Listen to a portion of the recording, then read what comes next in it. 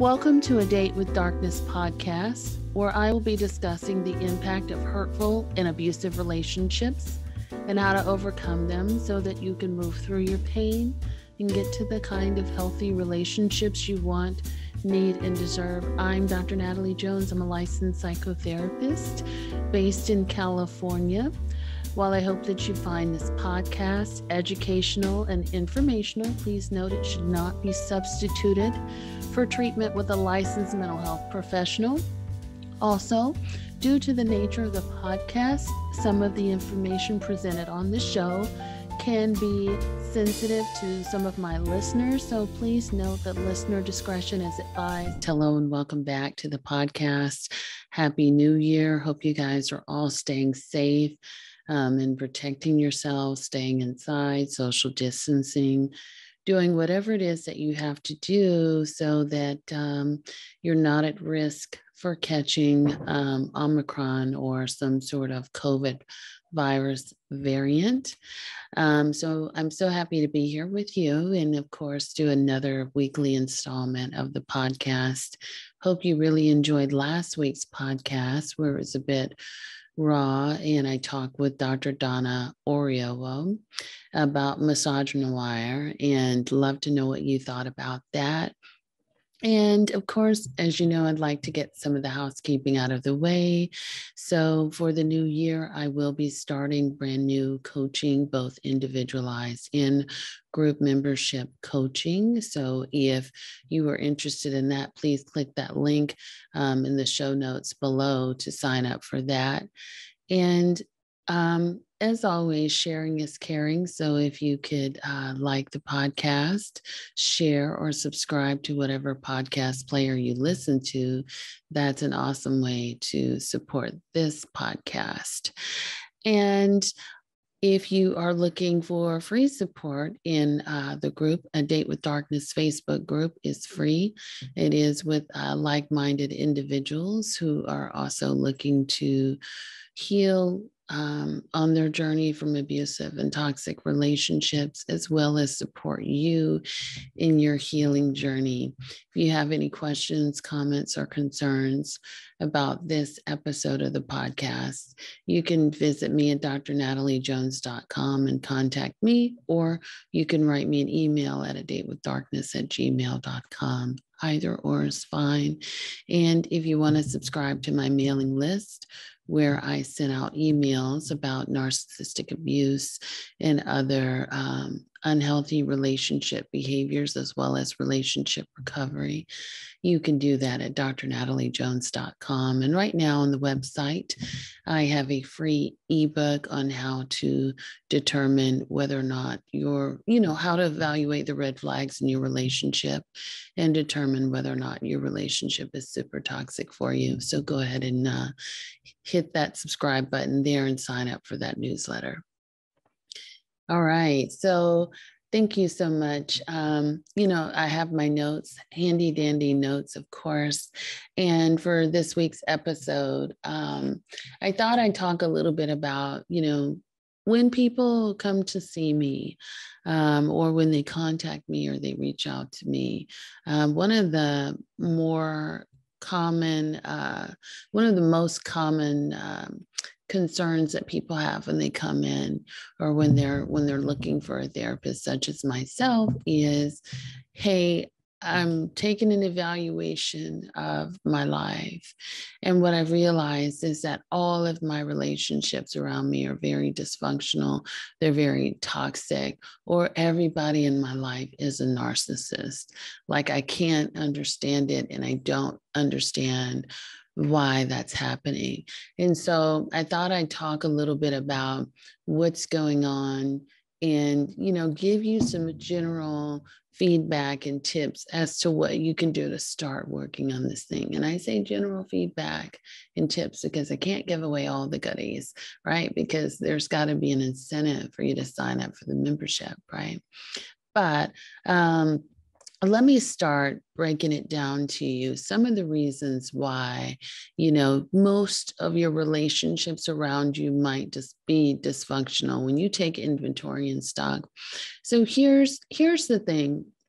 um, a lot of times, or more often than not, what I will say is people who have a plethora, a lot of dysfunctional relationships, or they have, you know, quite a few narcissists in their lives. In my experience, people who historically have that pattern, usually, not always, but most of the time, they grew up in a very dysfunctional family, or there was a dysfunctional pattern that was prevalent in relationships and child development.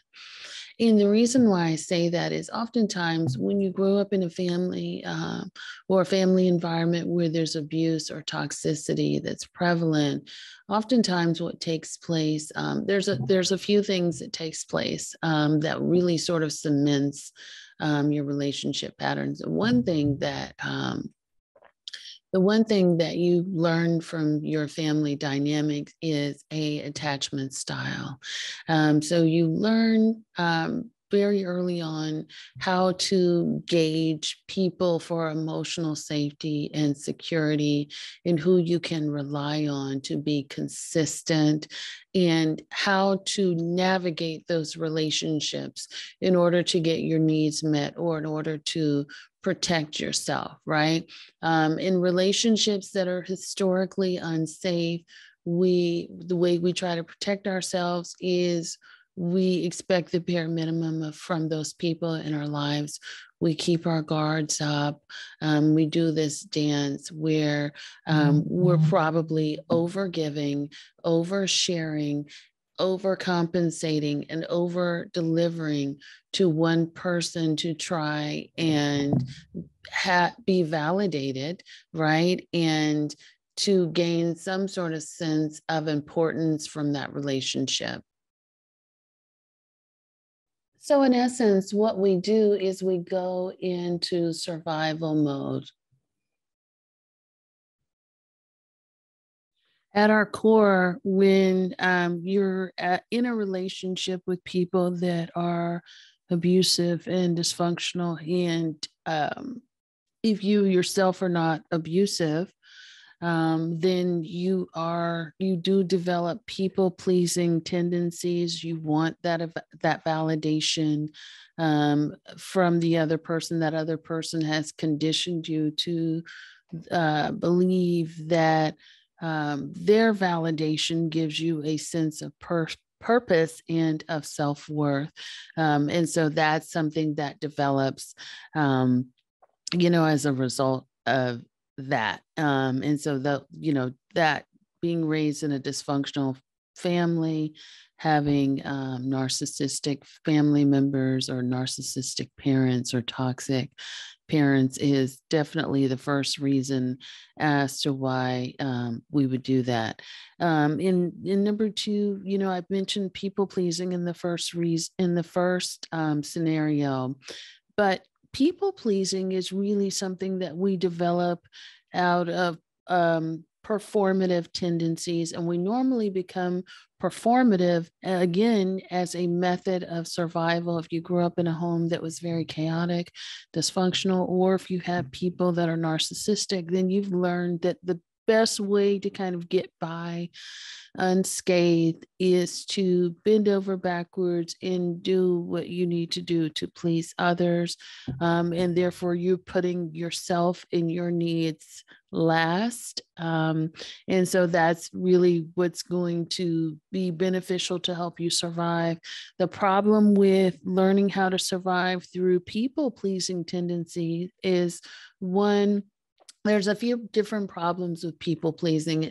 One is that, when you're in a relationship with a narcissistic or a toxic person, the goalposts always change, which means that no no matter what you do, no matter how they tell you that you can be perfect for them, right? Because if you're looking for self-validation from them, they're the ones instructing you on how to do the right thing, even if they're not doing it. It's do as I say, but not do as I do type of mentality. But even if you are kind of jumping through all of these hoops to try to please that other person, it's still never good enough. There's always something else. So you're never going to achieve um, you're never going to achieve that limit where they say, oh my gosh, you've accomplished everything that I've wanted you to do. And now you're just right. You're just perfect. And everything that I thought you were going to be is, you've made all my wishes come true. No, it's never going to happen. And secondly, as I said, you put your needs, your feelings, your thoughts last when you are a people pleaser. And what happens when you're conditioned to do this over and over and over again is that you lose a sense of identity, and meaning that you lose a sense of who you are, what makes you happy, what fills up your cup, what's gonna, what you want, what makes you feel alive. And so, there's a lot of people, you can get a sense of people who are people pleasers when you hear someone come out of a relationship and they say, I was in this relationship with this person and I don't even know who I am anymore. I don't know what I like to do for fun. I don't have any friends or any support system because I don't know what I like to do in everything. Like just going out or trying something new seems like the most foreign task to them. So more often than not, the person who struggles with that is a people pleaser who has been very codependent or very enmeshed in a relationship, which means that they focused all of their energies on making someone else happy and doing whatever the other person needs them to do, that they've lost their own sense of identity. And again, people pleasing often evolves from a survivalist mentality, which means that I have to do what I have to do in order to walk on eggshells, please somebody else, or just make it through this chaotic situation. So that's survival mode. And survival mode is understandable while you're going through the chaos and doing what you need to do to get through it. But the problem with survival mode is it's a double-edged sword, and that people very seldom know how to shift from survival to thriving. So survival becomes a way of life, not only just through the chaos, but just in general. And so if you're constantly in survival mode of people pleasing, that means you overextend your people pleasing tendency to everything. You people please with your children. You people please with your job. You people please with the person at the supermarket. You people please with your friends. You people please with your neighbors across the street, whoever or whatever. It becomes a way of life, and so much so that it's something that's natural. You fall into it and you know how to do it. So when you actually talk about putting your needs and what you want first, that seems foreign, or it seems selfish, or it seems like you're being made mean for considering your own needs. And so that actually becomes foreign. And most people who are people pleasers are very resistant to considering themselves and what makes them happy. And oftentimes placing limits or boundaries on relationships because that makes them feel like they are being mean or not being a good person in some way when they place boundaries or limits on their relationships, which leads me to number 3. If you have a history of poor boundaries, which you may have a history of boundaries if you've been in abusive relationships, how do abusers thrive? How do abusers stay in control of relationship, right? They ignore your boundaries and they do what they want. They do what they need to do, what they feel they may need to do as a means to try to control the relationship. So that's something to consider, that an abusive person or a narcissistic person is not, their boundaries don't work for them. They don't care about boundaries.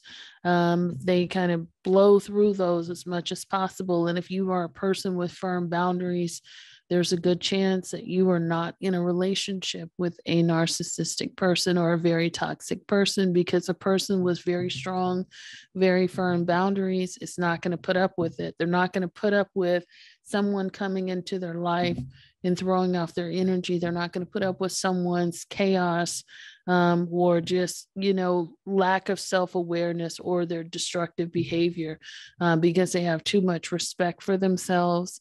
They have too much respect for how they want to live their life. So you're not going to put up with, people coming into your life and just causing all of this destructive chaos.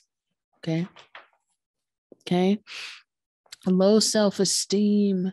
If you have low self-esteem or low self-worth, that means, to me, in my opinion, usually people with low self-esteem, they don't feel very highly of themselves, and they don't think that they deserve better. They think that when you have low self-esteem, oftentimes people who have low self-esteem don't feel good about anything that has to do with themselves. That may be the way they look. That may be the way that they feel. That may be what they've accomplished or haven't accomplished in life. They just don't feel good about themselves. And if you feel very low about yourself, you don't feel like you deserve anything. You don't deserve any sort of happiness, and that anything that you get is either sheer luck or you should be grateful for whatever it is you get. And so a lot of times people that have low self-esteem will accept crumbs of a relationship. And so that means that anything that they get where they feel like there's an attachment or something positive, or just maybe even just even the ability to say that they are connected to somebody, right? And even if that connection isn't strong, but maybe just the ability to say, oh, I have a boyfriend or I have a friend, even though that person doesn't treat them very well, that's something that they can cling on to that can help their identity in some way, shape, or form. And again, it's not very healthy, but again, there's, when you have people that have low self-esteem, there are times when they can be manipulated into thinking that, just if you have a relationship with someone, even if that person treats you poorly, then you should be grateful for that, right? And so manipulators and abusive people will play off of that self-esteem, that low self-esteem, and convince you that, being with them is the best that you're ever going to get, right? And so that plays upon that fear or that low self-worth, the fear that you won't get anybody, or this is the best you're going to get, or just feeling low about yourself. And they know how to use that against you. And again, I've mentioned this before, but, in terms of your relationships may be dysfunctional, is because you're seeking love and validation from others. There's nothing wrong with seeking out love and validation for others. It's more or less about how you do it. Here's what I mean by this. I think when we talk about that, I think it's important to note that the person that should be loving you first, should be loving you the most, is yourself, right? And independently of anybody else, you should be able to achieve your own self-worth and your own happiness. When seeking out love and validation from others becomes problematic is when you look to others to make you happy. You look to others to provide you with all of the things that you feel like you've been missing in order to make you complete. So you're looking for them to make your cup full, as opposed to saying, well, they're a part of my life. They then become the center of your universe because they are the person that can make you feel good. They're also the person that can take that force away and make you feel bad about yourself. So your eggs are essentially in one basket. And that's a dangerous place to be when one person holds the power to um, tell you or control your ability about for how you feel about yourself. And so, you should love yourself first and everyone else comes after that. You should validate yourself first and then everybody else comes after that. And reason being, you want to love yourself and validate yourself and you want to treat yourself well. And the reason is because you want to show others how to treat you. You are the model. You are the standard for how others should treat you, right? If you give your power away and you let someone else make the decision for you about your life and about how you should be loved and how you should be treated, they're going to very well make some decisions that aren't good ones. And they're going to make some decisions that you don't like. But if you've given them that power, you have no choice but to go along with it. Yeah. Okay. You don't make the time to cultivate your relationships. Okay. What I mean by that is there's a lot of people that avoid cultivating relationships. Either they busy themselves by immersing themselves in work, school, or some sort of task.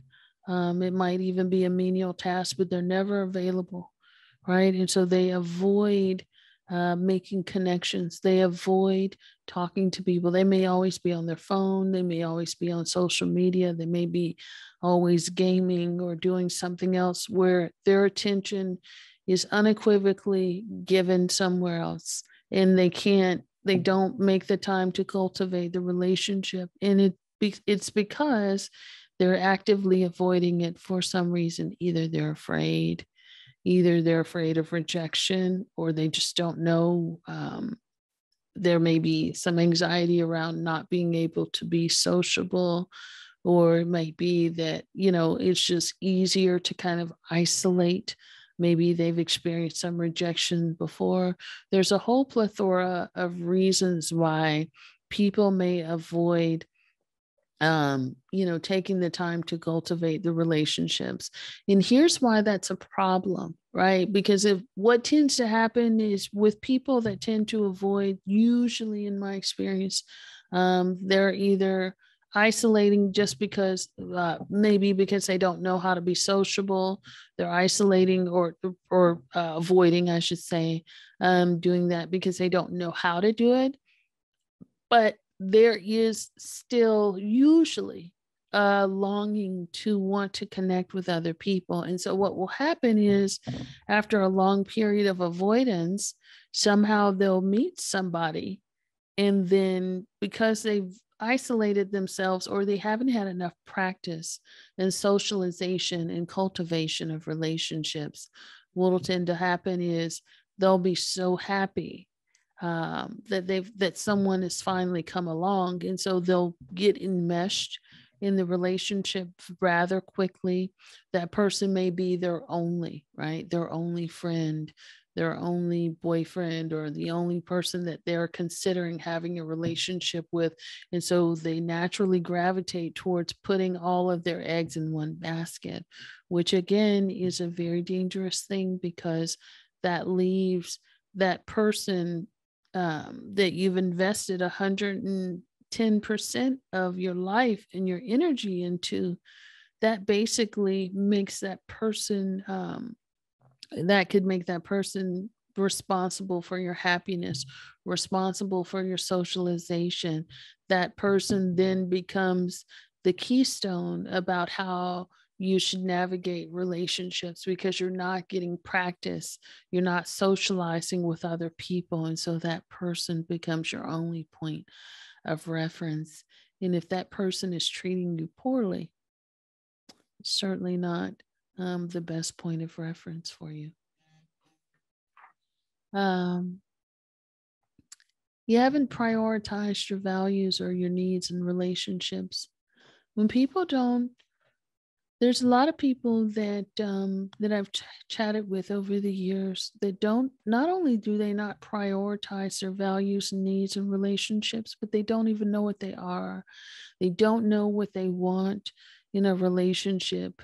They basically may pick out relationships or start relationships or initiate relationships with people because A, I'm attracted to this person. B, I know this person through a mutual friend. Or C, we work together or we're in some other sort of close proximity together, meaning that we either work together, we're neighbors, or we kind of pass each other. So it becomes a relationship of convenience, of proximity. And so eh, when you think about, um, you know, values or needs in relationships, you're essentially thinking about what it takes for you to be in a healthy relationship with people, what it takes for you to thrive in a relationship. And when you break it down, relationships cannot thrive off of attraction, A, and B, attraction can grow. But you need much more substance. You need much more meat and potatoes to make your relationships grow, right? And you would need to definitely take time to sit down and reflect. And it's probably a good idea to write it down on paper in black and white. What are your needs? What do you need in a partner? What are your values that you have for yourself? And your values should be how, you know, you should have values unequivocally, like across the board in every relationship that you're in that's very close to you. It should have very similar values or be in support of your values, right? If you are in a relationship where your values with a person are not the same, for example, you might value something such as loyalty, right? And loyalty, when you break it down, it's a small word, but it has one of those big meanings. And short end of the, to just sum it up, just to say, you might think of loyalty as someone who always has your back. Okay, if you value loyalty, but then you're in a relationship with someone who talks poorly about you or someone who is a fair weather friend, meaning that they're only in your life when they need or want something, your your relationship is already out of alignment with your values. And so what you're doing is you are accommodating someone who is out of alignment with you, and you're hoping that they can fall into alignment with you. And that's a lot of times what people do. They do things backwards. They pick someone to be in their life based on something like attraction, or this person was nice to me, or this person is conveniently located in close proximity to me, right? So it's not a relationship that I have to work to find, or I don't have to put myself out there in a place where I could potentially be rejected, right? But when you don't take the risk and you don't do that, what do you get? You get people that it's kind of like you're trying to fit a square into a circle. You get people that are way out of alignment with your values, and you keep trying to hopefully magically, mentally make that relationship work. And so, what you end up doing to try to make that work is one, you kind of wish for potential. So, you kind of hope that one day this person will magically live up to your values and somehow fit into your life. Or two, you do all of these accommodations, you overcompensate, you do things, you try to make up for the lack of substance in the relationship just to say that you have that relationship, so that hopefully one day they'll work out when the data that you're presented with doesn't actually support that. Okay. Um, you have one other another thing that I'll mention is that a reason why your relationships may be dysfunctional is that you developed an unhealthy pattern, which is consistent in your relationships. A lot of times when you grow up in dysfunctional families, especially if you have unhealthy parents, uh, one of the things that you should realize is that your parents or the people who raised you or the people who surrounded you, they become your role models. And if you grew up in a Black family like I did, this becomes especially true because when you think about, uh, when I think about when I was growing up, there weren't a lot of Black familial role models on television, especially positive familial role models. The one that, comes from my age group specifically is the Cosby Show, right? You either had the Cosby Show or you had Good Times. And a lot of people didn't like Good Times because it was an impoverished family that came from a low socioeconomic status. I personally loved it, but there's a lot of people that didn't want to identify with Black people always being broke and coming from a broke family, broken neighborhood, poor or impoverished neighborhood. And then you had the Cosby family, which was the opposite extreme. You had a doctor and a lawyer, and they had all these kids, and they were high, upper middle class, Black family. Well, you got to go from one extreme to another, and that the Cosby family isn't quite realistic. So you have people that were hoping that their family could be like the Cosbys, but could never quite achieve that because 9 times out of 10, the Cosby family is not a realistic family ideal for the Black family. And then you have a poor Black family that lived in an impoverished neighborhood and kind of went through all the stuff. People didn't want to necessarily identify or didn't identify with that, with the socioeconomic standards, as well as other things like that. And so when you think about that, there is oftentimes a lack of role models in families, or your role models are limited to your parents. And what do we do with role models is that we model after what we know, even if we know intellectually up here that what we're seeing is not healthy. We still go with what we know because it becomes familiar to us, because it was something that was modeled to us over and over and over again. And so a lot of times that's what we do. um, in our own relationships, is that those patterns that we said that we never wanted to do. I never want to be like my mom. I never want to, be with a man like my father. I never want to, you hear people that say, I'm never going to do that. I don't want to do that. But then what do? They have relationships that mirror that. And part of the reason why is because that is a behavior that is modeled to them. It's in their DNA. And so they go with what they know, and what they know how to do, even if it feels uncomfortable. There is some comfort in the dysfunction, right? Okay. Lastly, what I'll mention is,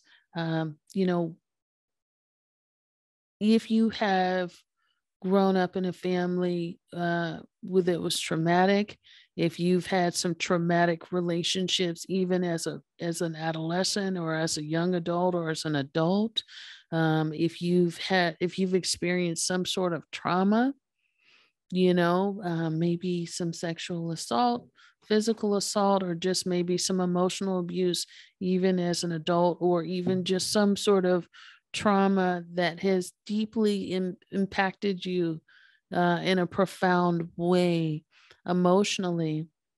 um, you may be one of those people that refuses to let your guard down, refuses to be vulnerable, and so you don't allow yourself to trust and be open, be positive, with people, right? Your whole thing is like, I don't trust people and I want to keep people away from me, or I want to keep people at a distance, or I don't want people to know too much about me because I feel like they could hurt me, right? And so there is some guardedness and you keep your walls up. And what do we know about walls, right?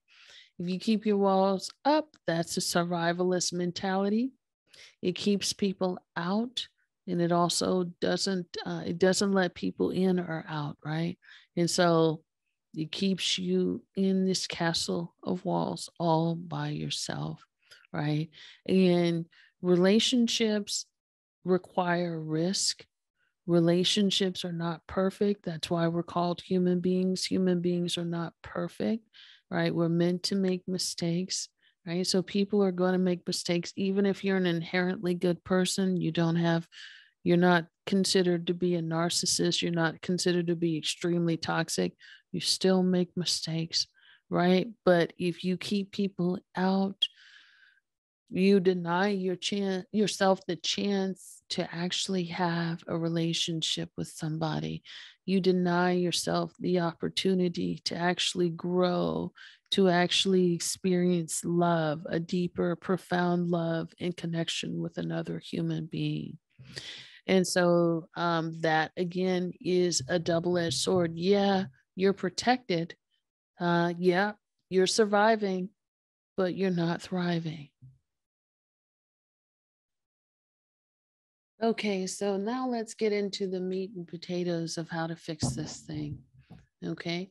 And I'm gonna, just kind of give some general guidelines of some things that you should think about. Number one, of course, I always advise therapy for folks that are looking for self improvement. If you have some deep rooted family stuff, if you've got some deep rooted relational stuff, I always advise seeing a therapist that can help you work through that stuff. And there's some great self-help books out there. So number two, I'm going to move on to that. One of the one of the things that I would advise you to do, you're not ready to accept that somebody in your life is narcissistic or toxic, but you are ready to kind of, start thinking about ways in which you can work on yourself and some simple practical steps. I would advise something like that's an easy read. There's a book that I like that I think can kind of go into some stuff and help you start looking at how you navigate boundaries in your relationships to a certain degree. And this is one of the ones that I like. I'm hoping that you can see that. The Better Boundaries Workbook. It's by my friend and colleague, Sharon Martin. And I think that's a great, simple workbook. And it's the only one I'm going to recommend for today, just for time's sake. But I think it's a very, it's written in layman's terms. It's written in simple, practical steps, and it can show you how to work through work through the boundary stuff. There's also a boundaries book, which I'll put in the show notes here. So I'll reference one more, excuse me. The book is the Better Boundaries book by Cloud and Townsend, Henry Cloud and Townsend. And that's a classic book. I think it's been revised.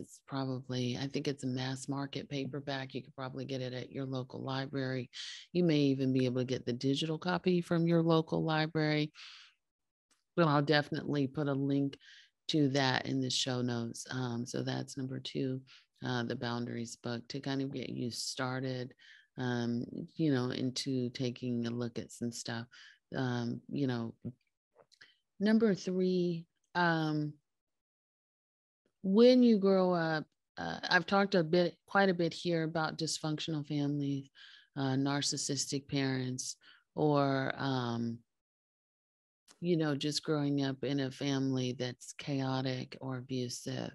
It's important to understand that when you grow up in a family that has, that it's, is very toxic or chaotic, what tends to happen is either the family is typically very rigid with their boundaries. It's a very oppressive environment, and when you have an environment that you're subjected to that's oppressive, it's very rigid, and usually the oppressor is very black and white and narrow in their thinking. That means that they're all or nothing. So you're either all good or you're all bad. You're either with me or you're against me. That's what black and white, all or nothing type thinking is. Either you do this to show that you love me or you don't care. You've never cared about me. So everything becomes a test of defiance and loyalty, and it's a very extreme test, right? And when you have boundaries, or excuse me, when you have this rigid style of thinking, this ruler style type of thinking, that really causes you to feel oppressed. And oppressed people don't usually have boundaries because they're in survival mode, right? And part of getting out of survival mode, even if you are no longer in that abusive person's life or they're no longer a part of your life, what tends to happen is a lot of times you will adopt their rigid thinking style, their rigid black and white thinking, that will become part of your inner critic, your inner dialogue.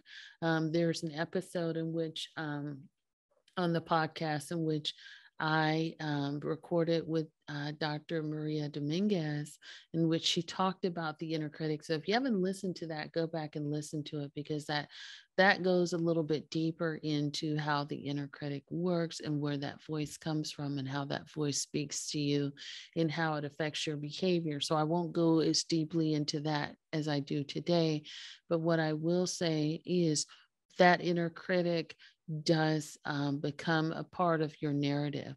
And so you continue to abuse yourself internally with that dialogue if you're not careful, or if you're not mindful of that. And so your voice kind of takes over for them and is doing the dirty work for them. And so that is something in which you would need to work through, is being mindful, being, first of all, being aware of how you speak to yourself or how you treat yourself or how you think about yourself internally, what triggers that, and then reframing how you're speaking to yourself, reframing that into a positive manner. And whenever you feel yourself starting to attack yourself or starting to speak negatively to yourself and just self destruct in relationships, right? Or get down on yourself or not being able to people please 1,010%. Um, when you feel that negative voice coming on, I want you to embrace that part of yourself. I want you to embrace, pull yourself in, and really truly embrace yourself and allow yourself to have some grace for yourself. Be kind to yourself and say, I wonder what's causing me to feel this way. I wonder what's causing me to feel like I have to perform. What is it about this person that's bringing that out in me? And why is this so important to me? How does my performance or how does my relationship with this person improve the quality of my life? And is this relationship is it reciprocal to me? What am I getting out of it in return?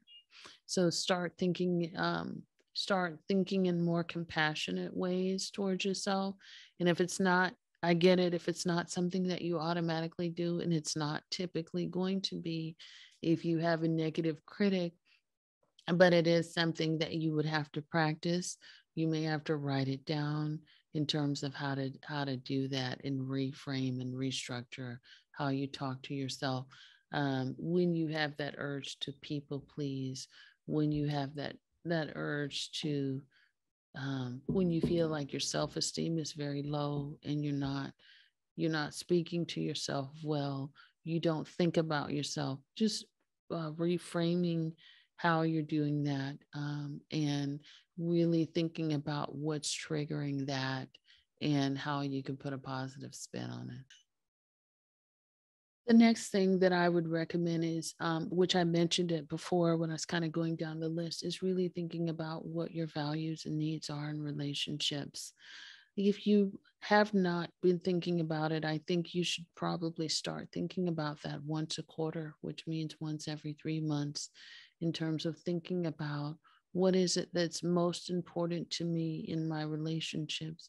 What is it that I need in order to thrive and feel safe in my relationships? You should write that down. You write it down in black and white and keep it in a place where you can reference that and compare and audit your relationships to that, and seeing how many people in your life are in alignment with what you actually need. And you may even want to kind of go over your list with your therapist and have a talk about that. But I think that's a great way to really get you to think about what is it that you need, what is it that you value, and what is it that really helps you to thrive in the relationships that you are in. Um, the other thing that I would mention is that you should probably try, if especially if you're like an all or nothing type person, or you put all of your eggs in one basket, or you're one of those people, you're a cutoff queen, or you say, hey, no new friends. I would really suggest taking risk and challenging yourself to put yourself out there more. Relationships, meeting people requires risk. And so it will also teach you a lot about yourself if every time you try to put yourself out there, you have some challenges, or you kind of want to scurry back in the house and close yourself off from civilization. So whatever it is, you're going to need to work through it if you want to stop having dysfunctional relationships. But part of working through it is allowing yourself to immerse yourself in situations where you would experience socializing, where you would experience being around new people, where you can start to explore interests and cultivate relationships. And that can be, in social groups, like hobby groups, passion groups. So if you have a passion or an interest, such as a volunteering type of thing, that could happen there. You know, mentorship programs. So in any number of ways in which you can enhance yourself socially, and also it, just sort of expanding your interest and maybe your curiosity as well, but something that can get you out, getting you to develop your own sense of independence, and something where you could socialize. You allow yourself to socialize and connect with new and different people, right? And lastly, what I'll mention is, part of maybe what goes along with the last bullet is dating yourself. I think that dating yourself is a highly underrated exercise. There's something about exploring yourself in your own natural curiosity and seeing what it is that you like, what it is you don't like, what it is that you've always wanted to try. That's really refreshing. And so putting yourself out there to explore those curiosities and interests is a great way to do that. So you might want to try a new place to eat up the street. You might want to try a wine and paint night. You might want to try and go horseback riding or something of the like, but something to where you're getting to know yourself, you're putting yourself out there, and you're trying new fun things and allowing yourself to have fun and not be intimidated by the thought of going outside. and trying something new. So I hope that this helps. I've enjoyed talking with you today. And as always, it's been wonderful. You guys, you know, take care of yourselves out there in this brand new world of COVID. And I hope that your 2022 is going well. And until next time, you guys take care of yourselves and be well.